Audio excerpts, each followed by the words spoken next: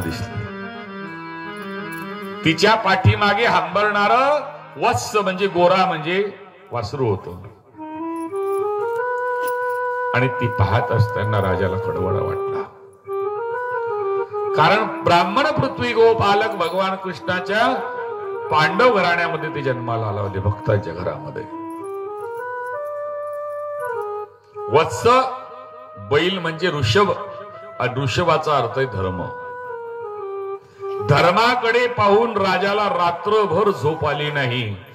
कारण गाय हंबरत होती आणि ते धर्म ऋषभ वत्स जे होतं ना, त्याला 4 पाय होते, पण त्यातले एका पायाचे 3-3 भाग कमी झालेले होते. 1/3 पावलं कमी झाले त्याचे.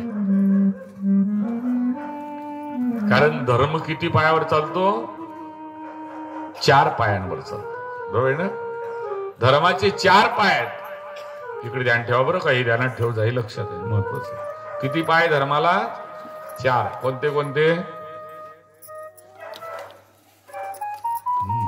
ऐका आता. सत्य, दया, तप आणि दान. धर्म रक्षणाचे 4 पाय.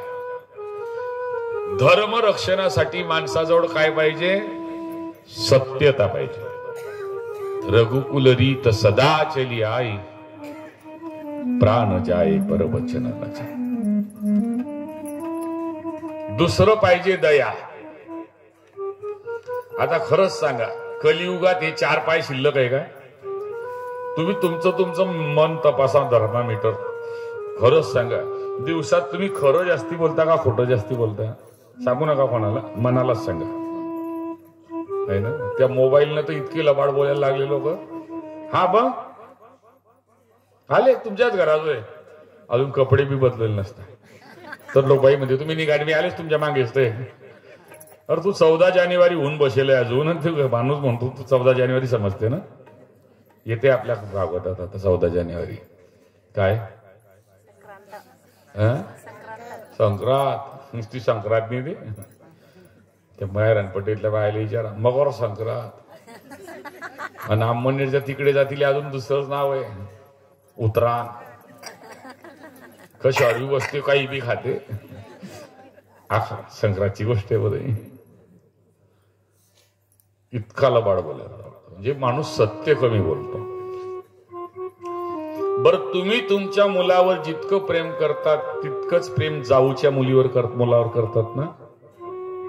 म्हणा ना.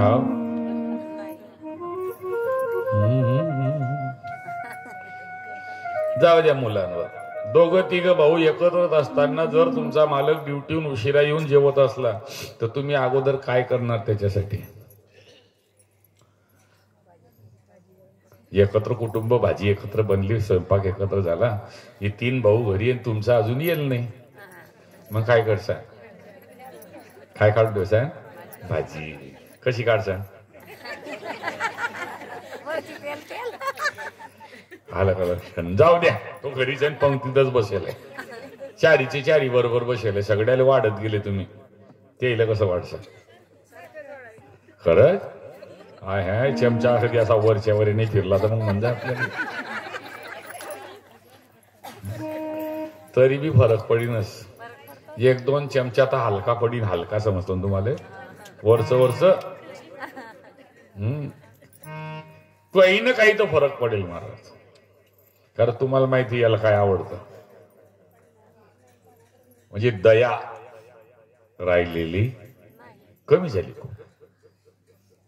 बरं, तप 4 तासात 50 माड्या मोडतील. इकडची दुखली इकडे करून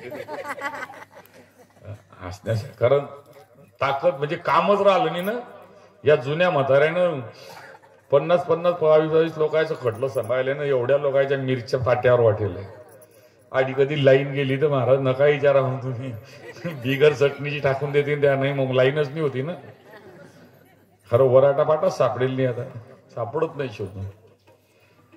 आणि त्याच्यामुळे जीवनामध्ये तपश्चर्या नाही.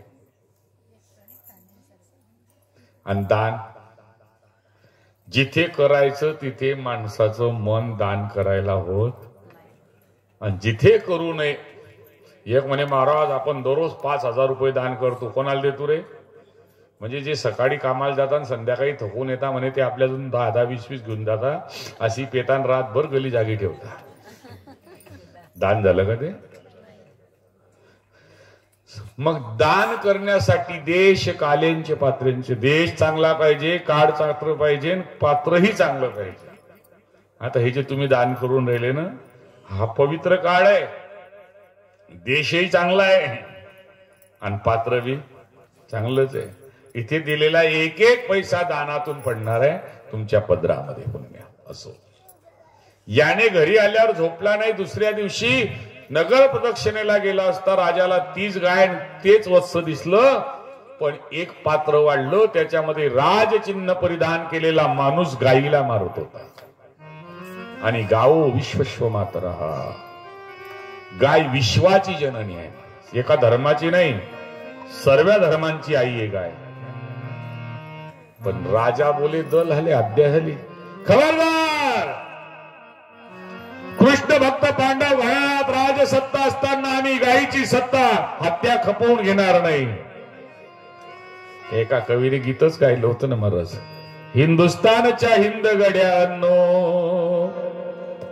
हिंदुस्तानच्या हिंद गड्यांनो, अरे मराठी भाई,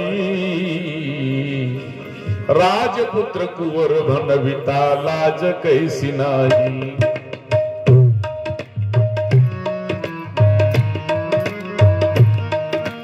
कसा खाटीक गुलाब येडे कडा कापताना,